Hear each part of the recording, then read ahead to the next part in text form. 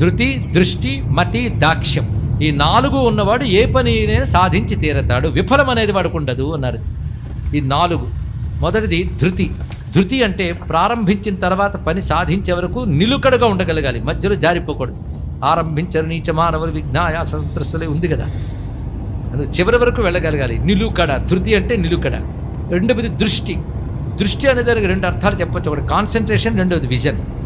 ఒక పని చేసేటప్పుడు దాని పూర్ణ స్వరూపాన్ని తెలుసుకుని ఇది చేస్తే ఎలా అవుతుందో తెలియగలగాలి. అదేవిధంగా ఏకాగ్రత ఉండాలి. కనుక ధృతి తర్వాతది దృష్టి.